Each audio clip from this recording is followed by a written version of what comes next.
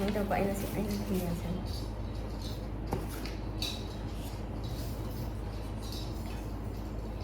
Sebenarnya depannya, situ. Biasa.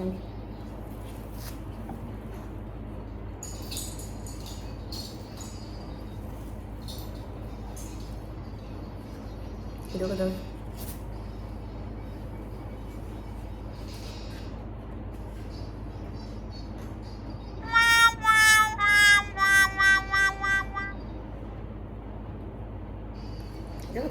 Mày ăn thì tốt clear hai bà chị Sun Guru Explore hai ba ama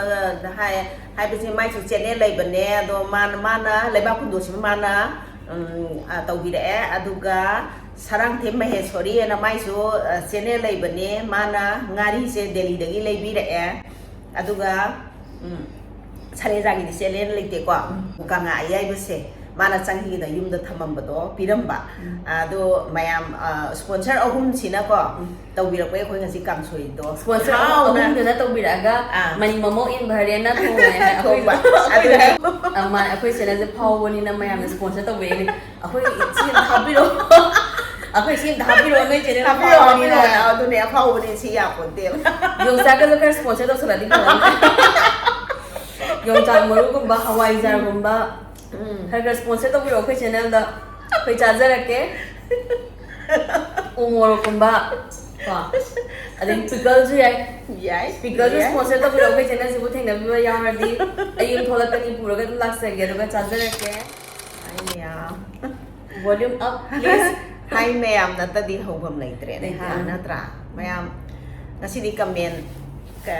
amma khatang pa ba ya ra yeng se amma natraga ani yeng se ba ko comment nang pa ba comment nang pa ba ngai ta ni na chau khe ram su ya si sa ra ka potha ka pa thara ge yeng te au de mi pam ro pam de ya re si sap sai khong sai ho wa loi ta ngai ba ni khe da bu yam na su ho da ba su chang ngoi da ba program thong ni ba moi ba khe da di mai thak tra su ya adada comment se kano da gilo khacha ke maming do khacha pa thos kano da comment kano da gilo khacha ke kai ba alu paratha je ai ga alu paratha ga mukna sana ba je si comment se para ke si phaja na mukna sana gi bane alu paratha si ha na cha ga taste sam thai ro khmai thogen kismis yaw bane mayam da kismis ena ghee da taw bane ba ko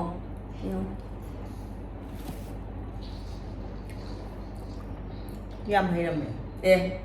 aham bane te ko ai ha ba ko bane adu ga su khoi gi khe ne na sini yam ta ra law ai thun ba do adu su pam da ba ai am thun ba pam da ba du ni smai na trong ne chan ning ba ya ya ai ya ya pa du de li taw bane ba ro so ba taw na ga dam ni kismis Jura nang sang po please. How chú nó được sao em po nang su po. Ta đây. ta đâu có phá sao đâu có Jadi hora ke kwang, dum chaw hora ke. Kamen pa ba huzara ke. Kwai first the Purnima nong thombam. Hai bu hai man Grace sister and mama hai. adu ne hai bu hai man gre Akoi di ba. Tan jadum lairaga saba na traga si ju bhira tor sa ba ko adu nimitu da. Akoi na tan cha atake ji manga le ko je. Akoi tan jam tu ni cha de ba. Tan ki hon sa ngoi na pa me ba. ta tan mang na trai pa khat lap ne Tan na puk thang ba se akoi di ngam de ba. Tan cha ju sa khar sa de ba de ba ko da. Nimitu da isu ti ju le ba alu pra ta ho je na ho ba do nimitu alu pra ta dem ho re me ko. Amai tor ga ho gi ba ne ba ko. Adu Purnima nong thum na hai ko se.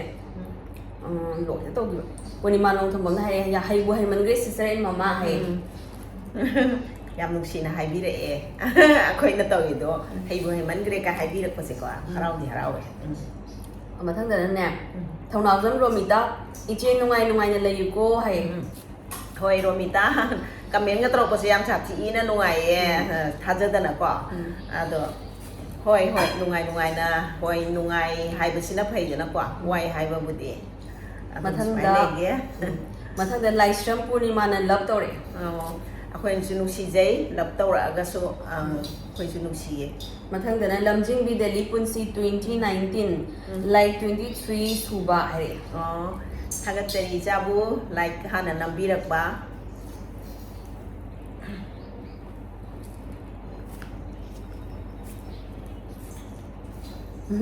ꯃꯊꯪꯁꯦ ꯏꯃꯥꯟꯅꯕꯤꯅꯦ ꯔꯤꯡꯁꯤ ꯁꯤ zone ꯍꯥꯏꯔꯦ make aloo paratha and put a video and bring ꯍꯥꯏꯔꯦꯀꯣ sure one day I will invite you ꯃꯊꯪꯗꯅ Nita ꯄ꯭ꯔꯗꯛꯁꯟꯅ ꯄꯔꯥꯊꯥ ꯍꯥꯎꯅꯤꯌꯦ ꯍꯥꯏ ꯍꯣꯏ ꯍꯥꯎꯗꯤ ꯍꯥꯎꯋꯦ ꯑꯗꯨꯝ figure ꯊꯤꯔꯁꯨ ꯑꯂꯨ ꯊꯨꯝ ꯃꯣꯔꯣꯛ ꯅꯝꯅꯀꯣ ꯃꯣꯔꯣꯛ ꯅꯝꯅ ꯌꯥꯝ ꯍꯥꯎꯋꯦ ꯊꯥꯏꯅ ꯑꯩꯅ ꯍꯣꯇꯦꯜ ꯆꯥꯔꯛꯄꯁꯦ ꯑꯂꯨ ꯄꯔꯥꯊꯥ ꯍꯥꯏꯔꯒ ꯑꯂꯨꯗꯣ ꯃꯃꯤꯡꯇꯒꯤ ꯍꯥꯞꯄꯗꯣ ꯑꯗꯨ ꯆꯥꯏꯗꯦꯕ ꯑꯩꯈꯣꯏꯅ ꯇꯧꯕꯗꯗꯤ ꯑꯂꯨꯗꯣ ꯄꯣꯛꯊꯣꯔꯛꯑꯦ ꯍꯣꯏ ꯃꯄꯥꯟꯗ ꯊꯣꯛꯂꯛꯑꯦ ꯇꯠꯄꯗ ꯌꯥꯝ ꯍꯥꯞꯄꯒꯤ ꯃꯊꯪꯗ ꯅꯤꯔꯃꯂꯥ ꯌꯨꯝꯅꯥꯝ ꯑꯟꯇꯤꯒꯤꯁꯤ ꯇ꯭ꯔꯥꯏꯌꯦꯜ ꯏꯁ ꯁꯛꯁꯦꯁꯐꯨꯜ ꯍꯥꯏ ꯊꯥꯒꯠꯆꯔꯤ ꯇ꯭ꯔꯥꯏꯌꯦꯜꯗ ꯁꯛꯁꯦꯁ ꯑꯣꯏꯈ꯭ꯔꯦ ꯑꯗꯨꯒ ꯑꯩꯗꯤ ꯅꯣꯡꯉꯥꯜꯂꯒ ꯄꯔꯥꯊꯥ ꯍꯧꯕꯗꯣ ꯑꯩ ꯌꯥꯎꯗꯦꯅ ꯚꯤꯗꯤꯑꯣ ꯏꯗꯤꯠ ꯇꯧꯔꯒꯅꯦ ꯍꯣꯁꯄꯤꯇꯥꯜꯗ ꯂꯩꯀꯥꯟꯗ ꯚꯤꯗꯤꯑꯣꯏꯗꯤꯠ ꯇꯧꯕꯅꯦꯕ ꯑꯩ ꯅꯣꯛꯅꯤꯡꯕꯁꯤꯗꯤꯕ ꯊꯥꯡ ꯀꯦꯟꯒ ꯌꯥꯎꯔꯒ ꯐꯛꯇꯅ ꯈꯣꯠꯇꯅ ꯑꯩꯗꯤ ꯇꯧꯕꯗꯨꯗꯀꯣ ꯑꯗꯨꯒꯤꯗꯣ ꯃꯇꯦꯛꯇꯣ ꯀꯛꯊꯠꯈ꯭ꯔꯣꯅ ꯍꯥꯏꯕꯅꯦꯕꯀꯣ ꯑꯗꯣ ꯌꯥꯎ ꯂꯩꯔꯝꯕꯗꯨꯗ ꯑꯩꯁꯦ ꯅꯣꯛꯁꯨ ꯅꯣꯛꯅꯤꯡꯕꯅ ꯑꯩ ꯑꯌꯦꯡꯕ ꯑꯩꯅꯐꯥꯎ ꯅꯣꯛꯅꯤꯡꯉꯦ ꯏꯁꯨ ꯏꯀꯥꯏ ꯅꯣꯛꯁꯨ ꯅꯣꯛꯅꯤꯡꯕ ꯃꯤꯅ ꯇꯧꯁꯟꯅꯔꯤꯔ ꯚꯤꯗꯤꯑꯣꯁꯦ ꯅꯣꯛꯅꯕ ꯇꯧꯔꯤꯔꯥ ꯍꯥꯏꯅ ꯈꯟꯈ꯭ꯔꯅꯤ ꯁꯤꯒꯤꯁꯦ ꯀꯛꯊꯠ ꯑꯩꯅ ꯍꯥꯟꯅ ꯏꯗꯤꯠ ꯈꯔ ꯇꯧꯔꯝꯕꯗꯒꯤ ꯑꯩꯁꯦ ꯀꯛꯊꯠꯂꯨꯔꯕꯅꯦ ꯀꯗꯣꯝ ꯁꯥꯏꯗꯇꯒꯤ ꯀꯃꯥꯏꯅ ꯊꯥꯖꯤꯜꯂꯝꯃꯤꯅꯣ ꯈꯪꯗ꯭ꯔꯦꯕ ꯑꯩ ꯏꯊꯟꯗꯐꯥꯎ ꯅꯣꯛꯄꯗ ꯂꯣꯏꯔꯦꯅꯦ ꯁꯪꯒꯤꯇꯥ ꯃꯥꯏꯕꯝ ꯑꯇꯥꯗꯣ ꯇꯛꯑꯝꯗꯥꯏꯗ ꯈꯔ ꯍꯥꯞꯆꯤꯜꯂꯣ ꯅꯞꯇꯅꯕ ꯍꯥꯏ ꯑꯣꯀꯦ ꯍꯣꯏ ꯍꯣꯏ ꯇꯛꯄꯗꯣ ꯅꯞꯄꯤꯗꯅ ꯑꯩ ꯀꯣꯟꯅ ꯑꯃ ꯑꯇꯥ ꯍꯥꯞꯆꯟꯕꯅꯦ ꯑꯗꯨꯒ ꯅꯨꯡꯉꯥꯏꯔꯦꯕꯀꯣ ꯑꯗꯨꯒ ꯐꯤꯒꯔꯁꯨ ꯇꯥꯔꯛꯑꯦ ꯍꯣꯏ ꯍꯣꯏ ꯇꯧꯖꯒꯦ ꯑꯧ ꯃꯊꯪꯗ ꯂꯥꯏ ꯒꯨꯔꯨꯅ ꯍꯥꯏꯔꯦꯕꯀꯣ ꯃꯃꯥꯒꯤꯁꯦ ꯚꯔꯦꯟ ꯃꯦꯞ ꯁꯥꯔꯤ ꯖꯥꯠꯅꯤ ꯑꯥꯏꯂꯦꯟ ꯃꯇꯠ ꯃꯇꯠꯀ ꯍꯥꯞꯆꯤꯜꯂꯗꯅ ꯃꯗꯨꯃ ꯍꯥꯏꯕ ꯌꯥꯕꯅꯦ ꯃꯊꯪꯗ ꯕꯤꯅꯣꯌꯥꯅ ꯍꯥꯏꯔꯛꯑꯦ ꯂꯥꯏꯛ ꯃꯨꯛꯅꯥ ꯁꯥꯟꯅꯔꯤ ꯌꯨꯇ꯭ꯌꯨꯕꯇ ꯌꯦꯡꯉꯝꯃꯁꯨ ꯐꯕ ꯋꯥꯈꯜ ꯅꯨꯡꯉꯥꯏꯇꯕꯒ ꯄꯥꯏꯈ꯭ꯔꯦ ꯑꯩꯗꯤ ꯐꯖꯔꯦ ꯐꯖꯔꯦ ꯍꯥꯎꯔꯅꯤ ꯃꯃꯥ ꯍꯥꯏꯈ꯭ꯔꯦ ꯑꯗꯨꯅꯦ ꯑꯩꯅꯀꯣ ꯑꯩꯗꯤ ꯑꯁꯦꯡꯕꯒꯤ ꯐꯤꯕꯝꯗꯣ ꯁꯣꯏꯔꯛꯑꯕꯅꯤꯅ ꯉꯁꯥꯏꯒꯤ ꯊꯥꯒꯠꯂꯒꯦꯗꯤ ꯈꯟꯗꯦꯕꯀꯣ ꯑꯁ ꯑꯩꯁꯦ ꯌꯨꯇ꯭ꯌꯨꯕꯇ ꯑꯣꯏꯅ ꯌꯦꯡꯉꯝꯃꯗꯤ ꯐꯗꯧꯅꯦꯅꯦ ꯏꯁꯥꯅ ꯅꯣꯔꯃꯦꯜ ꯑꯣꯏꯅ ꯑꯗꯨꯝ ꯁꯣꯟꯖꯕ ꯋꯥꯅꯦꯕꯀꯣ ꯑꯩ ꯃꯧ ꯅꯨꯄꯤꯗꯨ ꯐꯅꯤ ꯑꯣꯏꯍꯟ ꯂꯩꯔꯝꯃꯦ ꯅꯤꯕꯤꯗꯤꯇꯥ ꯐꯨꯗ ꯑꯦꯟ ꯃ꯭ꯌꯨꯖꯤꯛꯅ ꯍꯥꯏꯌꯣꯀꯣ ꯍꯥꯎꯗꯧ ꯃꯥꯜꯂꯤꯗ ꯑꯗꯨꯝ ꯍꯩꯕꯨ ꯍꯩꯃꯟꯈ꯭ꯔꯦꯗ ꯃꯃꯥ ꯍꯩ ꯍꯣꯏ ꯍꯣꯏ ꯍꯥꯎꯕꯨꯗꯤ ꯍꯥꯎꯋꯦ ꯉꯁꯥꯏꯒꯤ ꯑꯂꯨꯗꯣ ꯉꯥꯅꯝ ꯊꯨꯝꯅꯝꯕꯅꯤꯅꯕꯀꯣ ꯐꯤꯒꯔꯗꯣ ꯈꯛꯇꯪ ꯇꯥꯗꯕꯩ ꯋꯥꯅꯤ ꯍꯥꯎꯕꯨꯗꯤ ꯑꯗꯨꯝ ꯍꯥꯎꯋꯦ ꯃꯊꯪꯗ ꯑꯩꯈꯣꯏꯒꯤ ꯄꯣꯊꯥꯐꯝ 3021 ꯍꯥꯏꯔꯤ ꯈꯜꯂꯒ ꯂꯩꯕꯅ ꯐꯕꯅꯦ ꯍꯥꯏ ꯈꯜꯂꯒ ꯂꯩꯕꯅ ꯐꯕꯅꯦ ꯍꯥꯏꯕ ꯄꯣꯠ ꯆꯩ ꯂꯩꯕꯒꯤꯅꯦ ꯍꯋꯥꯏ ꯃꯨꯕꯤ ꯂꯩꯕꯒꯤ ꯈꯜꯂꯦꯅ ꯍꯥꯏꯕꯗꯣ ꯑꯗꯨꯏꯅꯦ ꯑꯗꯣ ꯃꯥ ꯌꯥꯝ ꯈꯟꯒꯜꯂꯦ ꯑꯦꯅꯤ ꯄꯣꯠ ꯑꯃ ꯂꯩꯕꯁꯦ ꯑꯗꯨꯝ ꯇꯨꯡꯐꯥꯎ ꯌꯥꯝ ꯌꯦꯡꯕꯗꯣ ꯑꯗꯨꯃꯥꯏꯅ ꯇꯧꯋꯦ ꯈꯤꯇ ꯈꯪꯅꯤꯡꯉꯦ ꯀꯩꯅꯣꯝꯁꯦ ꯍꯣꯏ ꯐꯩ ꯁꯣꯏꯗꯅꯕ ꯈꯟꯕꯁꯤꯅꯗꯤ ꯅꯠꯇ꯭ꯔꯥ ꯑꯗꯨꯒ ꯃꯊꯪꯗ ꯕ꯭ꯂꯦꯁꯤ ꯅꯣꯡ ꯇꯥꯛꯄꯗ ꯍꯤꯛꯅ ꯁꯣꯏ ꯌꯥꯗꯦ ꯑꯗꯨꯅ ꯑꯩꯅ ꯁꯦꯝꯕꯕꯨꯗꯤ ꯃꯤꯅ ꯁꯦꯝꯕꯅ ꯍꯥꯎꯏ ꯇꯥꯛꯄꯗ ꯍꯤꯛꯅ ꯁꯣꯏ ꯌꯥꯗꯦ ꯑꯗꯨꯅ ꯑꯩꯅ ꯁꯦꯝꯕꯕꯨꯗꯤ ꯃꯤꯅ ꯁꯦꯝꯕꯅ ꯍꯥꯎꯏ ꯍꯥꯏ ꯇꯛꯄꯗ ꯄꯥꯛꯅ ꯇꯥꯎ ꯌꯥꯗꯦ ꯍꯥꯏꯗꯅ ꯑꯗꯨꯝ ꯍꯥꯏ ꯇꯥꯛꯄꯗ ꯃꯥꯏ ꯇꯛꯄꯗꯅꯦ ꯀꯩꯅꯣ ꯇꯧꯕ ꯌꯥꯗꯦ ꯃꯑꯣꯡꯗꯣ ꯇꯧ ꯌꯥꯗꯦ ꯍꯥꯏꯕꯒꯤ ꯃꯥꯜꯂꯦ ꯃꯥꯏꯗꯣ ꯑꯗꯨꯅ ꯃꯥꯜꯂꯦꯕ ꯃꯤꯅ ꯁꯦꯝꯕꯅ ꯍꯥꯎꯋꯦ ꯍꯥꯏꯁꯦ ꯍꯣꯏ ꯇꯛꯄꯗ ꯃꯑꯣꯡ ꯇꯥꯎ ꯌꯥꯗꯕꯗꯣ ꯍꯣꯏ ꯍꯣꯏ ꯃꯤꯅ ꯇꯧꯕꯁꯨ ꯑꯗꯨꯝ ꯍꯥꯎꯋꯦ ꯃꯣꯏ ꯃꯇꯧ ꯇꯝꯃꯤꯅꯦ ꯑꯩꯈꯣꯏꯁꯨ ꯑꯩꯈꯣꯏꯁꯨ ꯅꯣꯡ ꯐꯥꯗꯣꯛ ꯇꯧ ꯌꯥꯏꯌꯦꯅ ꯁ꯭ꯋꯥꯏꯗ ꯑꯂꯨ ꯄꯔꯥꯊꯥꯁꯦ ꯑꯩꯗꯤ ꯌꯣꯟꯕꯁꯦ ꯀꯌꯥ ꯊꯦꯡꯅꯗ꯭ꯔꯤ ꯊꯦꯡꯅꯗꯤ ꯃꯊꯪꯗꯀꯣ ꯑꯅꯨ ꯐꯦꯃꯤꯂꯤ ꯐꯟ ꯍꯥꯏꯌꯦ ꯃꯃꯥ ꯌꯥꯝ ꯍꯩꯗ ꯄꯣꯛꯈꯥꯏꯕꯗꯨꯅ ꯍꯦꯜꯂꯦ ꯍꯥꯎꯗꯣꯏꯁꯦ ꯀꯪꯒꯥꯔꯨꯁꯦ ꯃꯃꯥ ꯍꯥꯟꯅ ꯇꯣꯡꯈ꯭ꯔꯕꯅꯤꯀꯣ ꯍꯥꯏꯌꯦ ꯇꯣꯡꯉꯦ ꯍꯥꯟꯅꯁꯨ ꯇꯣꯡꯈ꯭ꯔꯦ ꯗꯨꯔꯥ ꯏꯕꯥꯅꯤꯁꯨ ꯇꯣꯡꯈ꯭ꯔꯦ ꯑꯗꯨꯒ ꯍꯟꯗꯛꯇꯨꯅꯅꯦ ꯋꯥꯡꯅ ꯊꯥꯒꯠꯂꯒ ꯊꯨꯅꯁꯨ ꯎꯪꯉꯦꯕ ꯑꯗꯨꯅ ꯑꯩ ꯂꯣꯏꯅ ꯄꯥꯈꯠꯂꯦꯕ ꯃꯥꯅ ꯍꯥꯟꯅ ꯇꯣꯡꯉꯤꯅꯤ ꯑꯉꯥꯡ ꯑꯗꯨꯒ ꯑꯩꯅ ꯁꯦꯀꯦꯟꯗ ꯇꯣꯡꯈꯤꯕꯅꯦꯕꯀꯣ ꯑꯗꯣ ꯍꯟꯗꯛꯅ ꯃꯥ ꯄꯥꯈꯠꯂꯦ ꯊꯨꯃꯟꯕꯒꯤ ꯃꯊꯪꯗ ꯗꯤꯞꯇꯤ ꯁꯨꯔꯥꯏꯁꯝꯅꯦꯕꯀꯣ ꯗꯤꯞꯇꯤ ꯁꯨꯔꯥꯏꯁꯝꯒꯤ ꯀꯃꯦꯟꯁꯦ ꯄꯥꯗ꯭ꯔꯤꯀꯥꯟꯗ ꯀꯣꯡꯒ꯭ꯔꯦꯆꯨꯂꯦꯁꯟ ꯍꯥꯟꯅ ꯍꯥꯏꯍꯧꯕ ꯀꯣꯡꯒ꯭ꯔꯦꯆꯨꯂꯦꯁꯟ ꯄꯥꯎ ꯅꯨꯡꯉꯥꯏꯕ ꯄꯥꯎꯗꯤ ꯇꯥꯔꯦꯀꯣ ꯑꯗꯣ ꯀꯃꯦꯟꯗ ꯀꯩꯗꯤ ꯍꯥꯏꯈ꯭ꯔꯦ ꯌꯥꯝ ꯅꯨꯡꯉꯥꯏꯌꯦ ꯏꯆꯥ ꯄꯥꯎ ꯇꯥꯕꯗ ꯂꯛꯁꯃꯤ ꯑꯃ ꯍꯥꯟꯅ ꯂꯥꯛꯑꯦ ꯑꯩꯈꯣꯏꯒꯤ ꯂꯛꯁꯃꯤꯒ ꯃꯥꯅ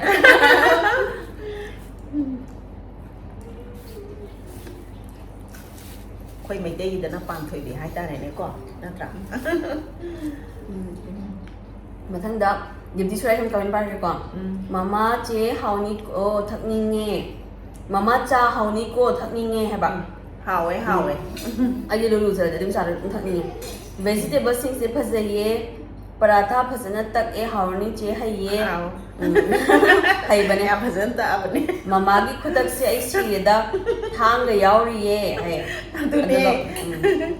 ꯑꯩ ꯏꯊꯟꯇ ꯐꯥꯎ ꯅꯣꯛꯅꯤꯡꯉꯦ ꯅꯦꯛꯁꯀꯤꯗꯨꯗꯤ ꯍꯩꯈ꯭ꯔꯦ ꯐꯖꯅ ꯀꯦꯗꯧꯕꯩ ꯍꯩꯔꯣꯏꯗꯅ ꯍꯥꯏꯔꯤꯌꯦ ꯍꯥꯏ ꯍꯣꯏ ꯃꯊꯪꯒꯤꯗꯨꯗꯤ ꯌꯥꯝ ꯐꯖꯈ꯭ꯔꯕꯅꯦ ꯊꯥ ꯊꯥ ꯂꯥꯎꯔꯒ ꯄꯥꯛꯑꯒꯀꯣ ꯑꯧ ꯂꯝꯖꯤꯡꯕꯤ ꯗꯦꯜꯂꯤ ꯄꯨꯟꯁꯤ 2019 ꯇꯧꯕꯅꯦ ꯃꯃꯥ ꯈꯜꯂꯨꯗꯕꯒꯤ ꯇꯧꯔꯤꯅꯦ ꯏꯁꯥꯅ ꯁꯦꯝꯂꯀꯥꯟꯗ ꯐꯥꯎꯔꯛꯑꯦ ꯀꯃꯥꯏꯅ ꯁꯦꯝꯂꯤꯅꯣ ꯈꯜꯂꯛꯄꯅꯦ ꯈꯔ ꯇꯣꯏꯅ ꯇꯧꯔꯛꯑꯒ ꯍꯩꯔꯛꯀꯅꯤ ꯃꯃꯥ ꯃꯈꯥ ꯄꯥꯔꯦꯀꯣ ꯃꯆꯨꯁꯦ ꯌꯥꯝ ꯅꯨꯡꯁꯤꯌꯦ ꯆꯥꯎꯔꯦ ꯎ ꯃꯣꯔꯣꯛꯇ ꯌꯥꯝ ꯐꯖꯩꯌꯦ ꯍꯥꯏ ꯍꯣꯏ ꯆꯨꯝꯃꯦ ꯃꯤꯅ ꯇꯧꯕꯗꯗꯤ ꯍꯦꯛꯇ ꯍꯩꯒꯗꯧꯕꯩ ꯅꯤꯡꯕꯗꯣ ꯏꯁꯥꯅ ꯄꯥꯏꯔꯀꯥꯟꯗ ꯍꯦꯛꯇ ꯌꯥꯔꯛꯇꯦꯕꯀꯣ ꯃꯁꯦ ꯁꯤꯖꯤꯟꯅꯗꯕꯒꯤ ꯀꯩꯅꯣꯅꯦ ꯁꯤꯖꯤꯟꯅꯔꯕꯨꯗꯤ ꯑꯗꯨꯝ ꯍꯩꯔꯛꯀꯅꯤ ꯐꯣꯝ ꯇꯥꯔꯛꯀꯅꯦꯕ ꯃꯊꯪꯗ ꯗ꯭ꯔꯤꯝ I1H ꯁꯤ ꯀꯃꯦꯟ ꯇꯧꯔꯛꯏ ꯃꯌꯥꯝꯁꯦ ꯑꯩꯈꯣꯏ ꯔꯤꯒꯨꯂꯔ ꯀꯃꯦꯟ ꯇꯧꯕꯤꯔꯛꯄ ꯃꯤ ꯉꯥꯛꯇꯅꯦ ꯃꯥꯅꯦ ꯚꯤꯗꯤꯑꯣ ꯈꯨꯗꯤꯡ ꯀꯃꯦꯟ ꯇꯧꯕꯤꯔꯛꯄ ꯉꯥꯛꯇꯅꯦꯕ ꯁꯤ ꯃꯌꯥꯝꯁꯦ ꯗ꯭ꯔꯤꯝꯁꯤꯁꯨ ꯑꯗꯨꯝ ꯉꯥꯏꯇ ꯇꯧꯔꯛꯄꯅꯦ ꯃꯥꯅ ꯍꯥꯏꯔꯛꯑꯦ ꯃꯃꯥꯒꯤ ꯈꯨꯇꯧꯗꯣ ꯁꯤꯔꯦꯗ ꯑꯩꯈꯣꯏ ꯁꯨꯛꯍꯩ ꯍꯩꯇꯦ ꯃꯑꯣꯡꯗ ꯅꯣꯛꯅꯤꯡꯕ ꯍꯥꯏ ꯑꯗꯨꯅꯦ ꯌꯥꯝꯅ ꯅꯣꯛꯅꯤꯡꯉꯦ ꯏꯁꯥ ꯏꯊꯟꯇ ꯌꯦꯡꯕ ꯐꯥꯎꯕꯗ ꯃꯊꯪꯗ ꯂꯥꯁꯀꯤ ꯀꯃꯦꯟꯅꯦ ꯁꯤ ꯚꯤꯗꯤꯑꯣꯁꯤꯒꯤ ꯂꯥꯏꯒꯨꯔꯨꯅ ꯍꯥꯏꯔꯛꯑꯦ ꯀꯃꯦꯟ ꯄꯤꯍꯧꯗꯕꯒꯤ ꯑꯃꯨꯛ ꯆꯪꯂꯛꯏꯅꯦ ꯑꯩꯅ ꯑꯣꯏꯅ ꯅꯦꯛꯂꯛꯑꯒꯦꯀꯣ ꯍꯥꯏ ꯌꯥꯕꯖꯥꯠꯅꯤ ꯈꯨꯠꯁꯨꯃꯟꯗꯤ ꯈꯔ ꯌꯥꯝꯅꯤ ꯐꯖꯅ ꯍꯩꯔꯝꯃꯒꯦ ꯑꯗꯨꯒ ꯍꯟꯗꯛꯀꯤ ꯕꯥꯏ ꯕꯥꯏ ꯅ꯭ꯌꯨ ꯌꯔꯁꯦ ꯇꯟꯒꯪꯒ ꯇꯧꯔꯒ ꯊꯥꯏꯅ ꯌꯨꯝꯗ ꯆꯥꯕꯗꯣ ꯀꯣꯕꯤ ꯁꯥꯛ ꯇꯟꯒꯪ ꯑꯂꯨ ꯁꯥꯛꯀ ꯇꯧꯔꯒ ꯆꯥꯕꯗꯣ ꯑꯗꯨꯃꯥꯏꯅ ꯆꯥꯕ ꯌꯥꯕ꯭ꯔꯥ ꯌꯦꯡꯁꯦ ꯑꯗꯣ ꯁꯤ ꯚꯤꯗꯤꯑꯣꯁꯤ ꯀꯃꯦꯟ ꯂꯣꯏꯔꯦ ꯑꯗꯨꯒ ꯚꯤꯗꯤꯑꯣ ꯑꯃꯒꯤ ꯀꯃꯦꯟ ꯑꯃꯨꯛ ꯄꯥꯕ ꯅꯪꯕ꯭ꯔꯥ ꯌꯦꯡꯁꯤꯀꯣ ꯌꯥꯝꯗꯤ ꯀꯨꯏꯍꯟꯗꯕꯤꯗ ꯀꯃꯦꯟ ꯌꯥꯝꯗꯕ ꯂꯧꯈꯠꯂꯛꯀꯦꯕ ꯃꯤꯅꯤꯠ ꯀꯌꯥ ꯆꯠꯈ꯭ꯔꯒꯦ ꯀꯩꯅꯣ ꯇꯧꯒꯦ ꯃꯊꯪꯒꯤꯁꯤꯅꯅꯦ ꯀꯩꯅꯣ ꯇꯧꯒꯦ ꯌꯥꯝꯗꯕꯤ ꯀꯃꯦꯟ ꯌꯥꯝꯗꯕꯤ ꯂꯧꯈꯠꯂꯛꯀꯦ ꯃꯊꯪꯒꯤꯁꯤꯅ ꯀꯃꯥꯏꯅ ꯇꯧꯕꯅꯣ ꯍꯥꯏꯕꯗ ꯂꯩꯕꯥꯛ ꯀꯨꯟꯗꯣ ꯀꯥꯡꯁꯣꯏ ꯊꯣꯡꯕꯩꯗꯣ ꯂꯩꯕꯥꯛ ꯀꯨꯟꯗꯣ ꯀꯥꯡꯁꯣꯏ ꯊꯣꯡꯕꯩꯗꯣ ꯑꯗꯨ ꯀꯃꯦꯟꯇꯣ ꯑꯣꯏꯅ ꯂꯧꯈꯠꯂꯛꯀꯦꯕꯀꯣ ꯑꯗꯨ ꯁꯤ ꯀꯃꯦꯟ ꯂꯧꯈꯠꯂꯛꯇ꯭ꯔꯤꯀꯥꯟꯗ ꯁ꯭ꯄꯣꯟꯁꯔ ꯃꯌꯥꯝꯗꯣ ꯗꯥꯏꯔꯦꯛ ꯍꯥꯏꯗꯣꯛꯑꯝꯃꯣ ꯌꯥꯏ ꯑꯩ ꯑꯝꯇ ꯅꯝꯃꯛꯈꯤꯒꯦ ꯁ꯭ꯄꯣꯟꯁꯔ ꯍꯥꯏꯔꯀꯥꯟꯗ ꯑꯩꯈꯣꯏꯒꯤ ꯂꯩꯕꯥꯛ ꯀꯨꯟꯗꯣꯁꯦ ꯇꯁꯦꯡꯅꯃꯛꯀꯤꯗꯤ ꯁꯤꯒꯤ ꯁ꯭ꯄꯣꯟꯁꯔ ꯃꯌꯥꯝꯁꯦ ꯑꯩ ꯍꯥꯏꯖꯔꯛꯑꯒꯦ ꯆꯟꯒꯨꯔꯨ ꯑꯦꯛꯁꯄ꯭ꯂꯣꯔ ꯍꯥꯏꯕ ꯑꯃ ꯍꯥꯏꯕꯁꯤ ꯃꯥꯏꯁꯨ ꯆꯦꯅꯦꯜ ꯂꯩꯕꯅꯦ ꯑꯗꯣ ꯃꯥꯅ ꯂꯩꯕꯥꯛ ꯀꯨꯟꯗꯣꯁꯤꯕꯨ ꯃꯥꯅ ꯇꯧꯕꯤꯔꯛꯑꯦ ꯑꯗꯨꯒ ꯁꯔꯥꯡꯊꯦꯝ ꯃꯍꯦꯁꯣꯔꯤ ꯍꯥꯏꯅ ꯃꯥꯏꯁꯨ ꯆꯦꯅꯦꯜ ꯂꯩꯕꯅꯦ ꯃꯥꯅ ꯉꯥꯔꯤꯁꯦ ꯗꯦꯜꯂꯤꯗꯒꯤ ꯂꯩꯕꯤꯔꯛꯑꯦ ꯑꯗꯨꯒ ꯁꯂꯦꯖꯥꯒꯤꯗꯤ ꯆꯦꯅꯦꯜ ꯂꯩꯇꯦꯀꯣ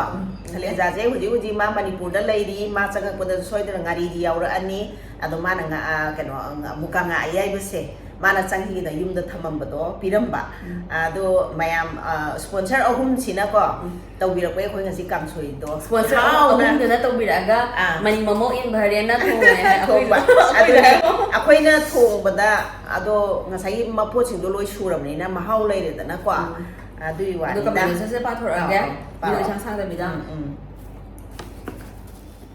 ꯑꯍꯥꯟꯕꯒꯤ ꯀꯃꯦꯟꯁꯤꯅꯅꯦ ꯖꯦꯂꯤꯁꯟ 99959 ꯐꯥꯔꯁट कमेंट मनी ममो चैनल है ꯑꯩꯅ ꯏꯆꯥ ꯄꯤꯟ ꯇꯧꯖꯈ꯭ꯔꯕꯅꯤ ꯌꯥꯝ ꯅꯨꯡꯉꯥꯏꯖꯩ ꯀꯃꯦꯟ ꯇꯧꯕꯤꯔꯛꯄ नीता प्रोडक्शन लेबा कुंदो हाइसे चाद्री ममा हाउनी है ꯑꯧ ꯀꯩ ꯄꯥꯝꯕꯤꯗꯣ ꯄꯥꯏꯔꯒ ꯇꯥꯛꯇꯗꯤ ꯋꯥꯍꯩꯅ ꯍꯥꯏꯕ ꯈꯪꯗ꯭ꯔꯦꯀꯣ ꯂꯩꯇꯦ ꯂꯩꯇꯥꯔꯤ ꯃꯅꯥꯗꯣ ꯈꯨꯕꯤ ꯑꯃꯨꯛ ꯄꯥꯛꯄ ꯈꯨꯗꯣꯝꯕꯤ ꯑꯃꯨꯛ ꯄꯥꯛꯑꯒ ꯊꯥ ꯂꯥꯎꯔꯒ ꯃꯈꯣꯛꯀꯗꯨꯁꯨ ꯑꯗꯨꯝ ꯄꯦꯠ ꯄꯦꯠ ꯂꯥꯎꯕꯅꯦꯕ ꯃꯊꯪꯗ ꯁꯥꯏꯅ ꯕꯤꯅꯣꯌꯥ ꯗꯦꯕꯤꯅ ꯍꯥꯏꯔꯛꯑꯦ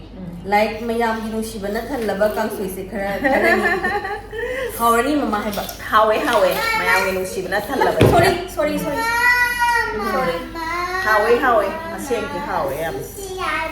ꯌꯥꯗ꯭ꯔꯦ ꯉꯥꯛꯇꯪ ꯂꯩꯈꯣ ꯉꯥꯛꯇꯪ ꯂꯩ ꯌꯥꯔꯛꯀꯅꯤ ꯉꯥꯛꯇꯪ ꯂꯩꯇ꯭ꯔꯗꯤ ꯑꯗꯣ ꯃꯥꯒꯤ ꯃꯇꯣꯟꯗꯨꯁꯨ ꯃꯣꯔꯣꯛ ꯃꯦꯠꯄꯗ ꯀꯣꯠꯂ ꯆꯥꯕ ꯌꯥꯝ ꯍꯥꯎꯕꯅꯦ ꯉꯥꯛꯇꯪ ꯂꯩꯗꯗꯤ ꯌꯥꯔꯣꯏꯕꯀꯣ ꯉꯥꯛꯇꯪ ꯂꯩ ꯌꯥꯔꯛꯀꯅꯤ ꯃꯊꯪꯗ ꯁꯦ ꯃꯊꯛ ꯌꯦꯡꯉꯨꯔꯣ ꯉꯥꯛꯇꯪ ꯂꯩ ꯁꯦꯝꯕꯤꯒꯦ ꯌꯥꯅꯤ ꯑꯁ ꯅꯪꯒꯤꯁꯨ ꯆꯥꯊꯣꯛꯑꯣ ꯐꯥꯔꯁ ꯇꯥꯅꯕ ꯃꯊꯪꯗ ꯑꯕꯦꯝꯃ ꯋꯥꯐꯤꯁꯥ ꯍꯌꯦꯡꯋꯥꯏ ꯃꯃꯥꯒꯨꯝꯕ ꯏꯅꯦꯝꯕꯣꯛ ꯑꯃ ꯐꯪꯕ ꯑꯣꯏꯖꯒꯦ ꯍꯥꯏ ꯏꯆꯥꯁꯦ ꯑꯗꯨꯝ ꯇꯣꯏꯅ ꯑꯗꯨꯝ ꯀꯃꯦꯟ ꯇꯧꯔꯛꯑꯦ ꯍꯣꯏ ꯏꯆꯥꯒꯤ ꯅꯤꯡꯕ ꯊꯨꯡꯕ ꯑꯣꯏꯌꯣ ꯁꯨꯃꯥꯏꯅ ꯍꯥꯏꯖꯒꯦ ꯃꯊꯪꯗ ꯑꯅꯨ ꯐꯦꯃꯤꯂꯤ ꯐꯟ ꯃꯃꯥ ꯍꯥꯎꯔꯅꯤꯗꯀꯣ ꯅꯛꯑꯝꯃꯗꯤ ꯂꯥꯛꯑꯒ ꯆꯥꯒꯗꯕꯅꯦ ꯍꯥꯎꯔꯅꯤ ꯃꯃꯥ ꯍꯥꯏ ꯑꯗꯨꯅꯦ ꯑꯩꯈꯣꯏ ꯌꯨꯇ꯭ꯌꯨꯕ ꯐꯦꯃꯤꯂꯤꯁꯤꯡꯁꯦ ꯀꯣ ꯅꯛꯅꯔꯝꯃꯗꯤ ꯑꯩꯈꯣꯏ ꯂꯣꯏ ꯍꯤꯟꯖꯥꯡ ꯂꯣꯏ ꯂꯥꯟꯅ ꯌꯥꯕꯅꯦ ꯈꯔ ꯅꯛꯁꯜꯂꯛꯅꯕ ꯑꯩꯈꯣꯏꯁꯨ ꯗꯦꯜꯂꯤꯗ ꯑꯣꯏꯅ ꯂꯥꯛꯑꯁꯤꯔ ꯂꯥꯛꯑꯁꯤꯔ ꯈꯪꯗꯦ ꯈꯟꯅꯔꯤꯅꯦ ꯌꯥꯝ ꯀꯟꯅ ꯁꯨꯖꯥꯇꯥ ꯅꯣꯡꯃꯥꯏꯊꯦꯝ 6088 ꯌꯥꯝꯅ ꯍꯥꯎꯗꯧ ꯃꯥꯜꯂꯦ ꯍꯥꯏ ꯍꯥꯎꯋꯦ ꯍꯥꯎꯋꯦ Nese lamjing bigi dali punsi 2019 haudo male mama asengba hai. Hawe hawe. Didi amusu la mama yam hauni bo hai. Hawe. Mathamda Chanambam Bem Bem 520 yam haudaba male mama chaninge mama na thongba se thaina gi ahal sing na thongba cha insang se mahau yam leiko haujikan di loire sanga da Hoi. Naknaramadi saminaramgadabani. Mathangda sponsor amagi comment la lai guru yam hauni mama aisu laklaga chap manana tawrage hai. Haubu hauri bro. Ma yung chalinge na thangjala ma loi ma kano taw leiram ne han. Hoi hauradi sa hau bane ba jang ju phei hai ne. Mathangda lamjing di dali punsi 11 like tau sile mama hana hai. Hoi icha like adum taw sabir pagi icha bu thagat chari. Mathangda dipti surai sam mama na thongba se na chadi amudang chaninge hai. Sase akoina lakpra noina lakpra madi soidredana. Mathangda Harishma Devi na hai aisu iromba amukti chakre mama haubane hauni kangsoi su hai. Iromba so akoi try tauge. Iromba ni amda sadri ba ko. Yaraga di sage. Yai hairabani na ko. Alu natraga alu na phagadra ka kaino kuma na phagadra mangan gumba na. Mathang is de koi ka shamgi nautona chibem na angna chebe morangani noi ba to maming thaban. Kanghou oina chai akoi di hai. Kanghou su sa yaradi kanghou su sa ke. Chai hai. Ko Adi lai yai kangsoi Kami uli kamu na tani apa sai se kanghou su sa rage iromba su sa rage. Okay. Yani. Se mayam upai kana bam di phange na ko. Akoi na mati na khatang sa lai budo. Sa rage. Mathangda ko Nirmala Yumnam very good herb which is rich in medicinal property looks so tasty salad oil su sai ko hoi isa so dum ita na dum comment taw birak pani yam nungai smaina haibirak pa Mathangda Linthoi Thongnauzam 277 ai su adu do amutang gi chaning bane hausu yam hawe haujikan yam chanare thau khara hairaga fry to busu hawi hai ada khoi sagai gi chaba yadabu oibagi yenglaga leirabane hai hoi sagai gi yadraga di adu su mu nungai te ko chaninga sunatra akhoi ju chaninga ga chaba yadaba leiya ba akhoi gi so yadaba poti cha ta na phai loi ra ai jare pa thara ga ten ga chare mathangda lamjing bi dali punsi mama ai gi yam hauri masa khangde na leire ado mama nomu alake yenglaga habir o hai hoi harake ulo mathangda lai guru nam hai kangsui gi sponsor sings di mama gi channel afau banina long down khulakni hai sini saleja lak labo mama manipur le di unabaya bani hai Saleja laktri sendi bukang ado yaman gi dana ni aina hai di do amma akhoi channel je phau banina mayam sponsor to we ni akhoi sin thabiro akhoi sin thabiro ngai channel Tapi ni na ado ne phau ni si ya ko te yung sa ka sponsor to sala di yung chan maru gumba hawai jar gumba ka sponsor to biro akhoi channel da akhoi charger rake umor gumba ka ading pickle ju yai pickle ju sponsor to biro akhoi channel sibu thengna bi ya hardi ayim thola kani pura ga lak sa ge ga charger rake adagi asha kiran mai bam na hai hawai mangal gi iron ba siam hau bane hai hoi luon ge hau ni khang nge ko mathang da sina aroi bane ba ko blessy nong chadri amukta ima try to batare hai tawo noi hingol da di hau da bra adum moi je dum hau di horak pane do loire comment se lo chala jenga sigi disina yam sanga ni hoi loi chalage comment se dum khara dum parak ke mana he ko yum da phajana leiba matam da mayam comment pa da koi re ado loi chala se ba mai da bu se ko ngasigi videos ki mata solution jarage bye bye bye oi na tau re ye la bye bye